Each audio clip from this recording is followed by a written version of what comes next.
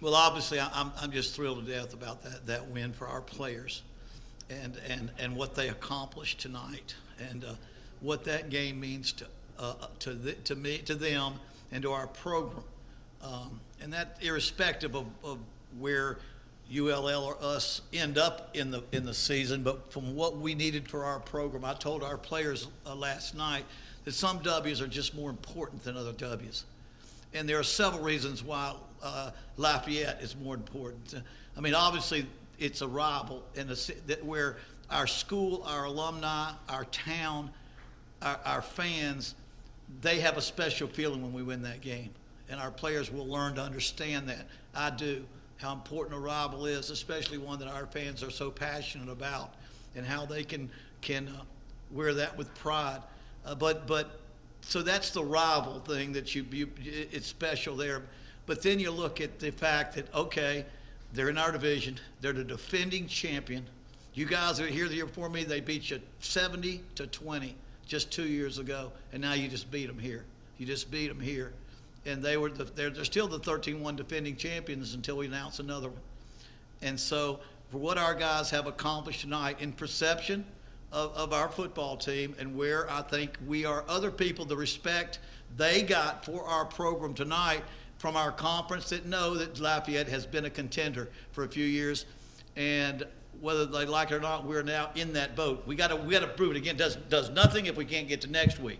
But I'm just speaking as of tonight, right now. It's what it's the shot in the arm that we need to give credibility to the direction of our program. We did not play very well, but they can say the same thing. We just didn't play well early. They didn't play well late, and it probably was a wash. And we won the game because we played a little better. We played to the end, and we won at the end and played a little better. And so I'm awful proud of our guys. The biggest thing that you learned about this team that you haven't had a chance to learn it, because we've had 3 games where it wasn't coming down to the second half or to the wire. This was a game where they had to never, ever quit and never give up. And when you couldn't figure out how in the world you're going to score points when you weren't doing much offensively and defensively, we're stopping them. It was 17-7, and you just couldn't figure out how you were going to get it done. Then, of course, we go down and have a great drive, and we fumble. One of our most dependable guys fumbles. And so the fact that the resilience of our football team, the fact that they never gave up, never, ever gave up, and then, of course, get the sack at the end of the game to ice the game away, was truly a great job. I have to commend our coaches. I do so little but be a cheerleader nowadays. I try to motivate and inspire and try to that was about our football players playing as hard as they could play, and our coaches preparing them as hard as they could. And I'm proud to be a part of them, and a part of our players and our staff and all of those who helped make that. So, again, if I'm making this bigger than it is, but it is because it's big for us right now. We have been moving in the right direction, but it's a long journey, and this is a major step in the right direction. And it'll last. It'll be 7 more days. We can. It'll last until the next game. But I do think this game has bigger significance for where I would like to see our program grow. And to have our 2012 team here, that's the team not only has the only 8-win season we've had since moving to Division I, but that's the program I've mentioned from the day I got here. They set the standard for this team. They set the standard for our football program, and until somebody can match it, they are the standard bearers of our program.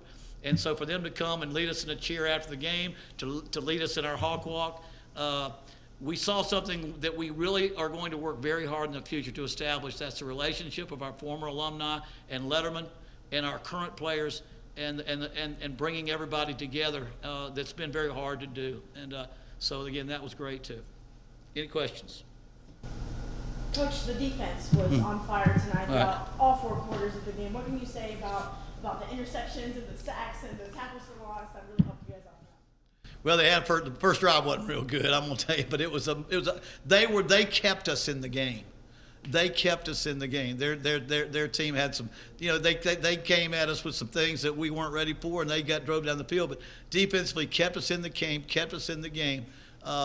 until the offense could make the plays to do the other side of the ball. When it comes down to it, you couldn't have done it without the big plays on offense, the big plays on defense, and the big plays on special teams, whether it was just putting pressure on their punter and their snapper snaps it over the head and they miss a field goal and a couple of punts and those kind of problems. But you know what? I've always been I don't call plays. I don't tell Matt what to do. But even when I call plays, as a head coach, I knew that defense wins championships. Defense, if you play great defense, you're always in the football game. And nowadays you have to play good on both sides of the ball. But there's a special comfort in me when I know that we have a chance to, when we're playing good football. And boy, how much better we can be when you see the number of players that are just kind of getting to know each other, and the number of players in our secondary that were not here in the spring and are just learning what to do. And so again, awful proud of the defensive performance, keeping us hanging around. Then offensively, when things weren't working as good, to keep the faith and keep going until boom, Ty Howell made that play that we've been expecting him to make for us. Now, of course, the great run by Andrew Henry was so early; it was huge for us too. But when we needed to have something happen late, Ty Howell's run was awful big to us. Coach, being down by 10 at half, what would you tell your players at halftime? Well, you know, I told them, we hadn't played very well, man. You know what? We hadn't played, and we're not out of this game. They're winning by 10, and we've done a bunch of things wrong, and I could list them. We had 4 3-and-outs in the first half on offense, and a pick, and just mistakes. We had 2 20 and 30-yard punt because I was wanting to go down the sideline because of the quality of their punt return team. But I just told them, I said, man, sometimes when you play not your best and you're sitting there 10 points down, keep playing. Something good's going to happen. Keep playing, and if we hope, what we got to do is somehow make the next score. You make the next score, it's a one-play game. And then, even if you think about an onside kick and getting the ball back, you have to play that game in your mind with your players, knowing that last, when you're down 14, one score with a minute left is you're still in the game. So, but we were able to get that and stay with it. And again, awful proud of our guys for never ever giving up and finding ways to pull a victory there against the defending conference champions. Coach. Yes. Very few times in Coach's career has evening scored when do they have games that come down to the final play of the game. What's going through your mind as y'all get that sack at the very end?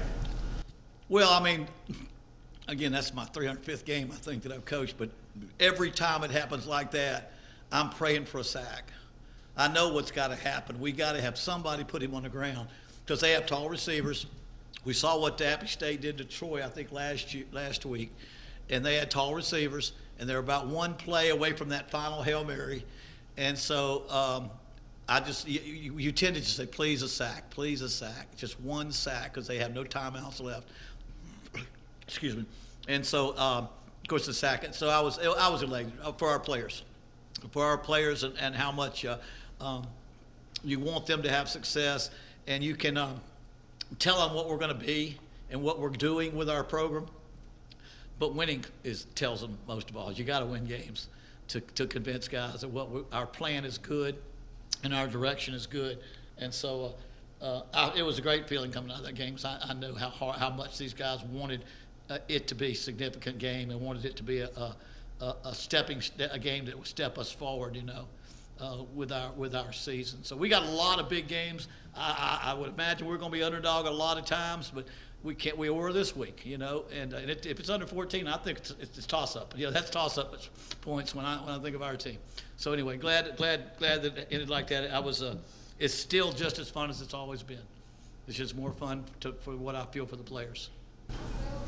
You mentioned a lot emphasizing big plays. Mm-hmm. You guys got a handful of big plays tonight. How much progress have you seen in that respect? Well, we had 2 huge ones today. When you play Texas and Alabama, your big plays aren't going to come. When you play Nichols and get ahead and you start subbing everybody, your big plays that come through 4 quarters don't come as much. So we have said we've got to see something out of our receivers and running backs because they have some skill. And to be a great offense, you've got to have explosive plays. You've got to have guys that can run, that can give you a one-play drive. And I've said it so many times. I can call a one-play drive. I can't call a 15-play drive very good. Too many things, penalties, offsides, busted plays. It's just hard to have. Those, you love them. But we had about a 12-play drive, ended in a fumble. You know, that one play drive got us down to 1, and the other one got us a score. So those are big. If we're going to be a contender, or we're going to be a bowl contender, or try to get more wins, you got to have explosive plays. And we're still not getting we got the big 80-yard run. I will say it came early, right between the tackles, but we've got to continue to try to get some big runs out of that. But that was awful good. I don't know that Chandler had the game this week that he had last week even. But at the end of the game, there's nobody I'd rather have in the game than him, because nothing that happened in the first half, nothing that happened with Chandler, that fazed him. Nothing fazed him. When you looked in his eyes, you knew he was going to take care of the situation, and he put any bad throw out, he put anything that other guys did, and the players respond to that. So I didn't know you're here, but I'm complimenting you pretty good on that. But I was awful. You can just, when you stand in the huddle, you just watch the eyes of your players. You kind of know if there's the resolve that you want to see out of them to get the win. So I'm just proud. Everybody did whatever it took to win the game. And the heroes may have been unusual heroes or different heroes, but there were a lot of heroes nonetheless.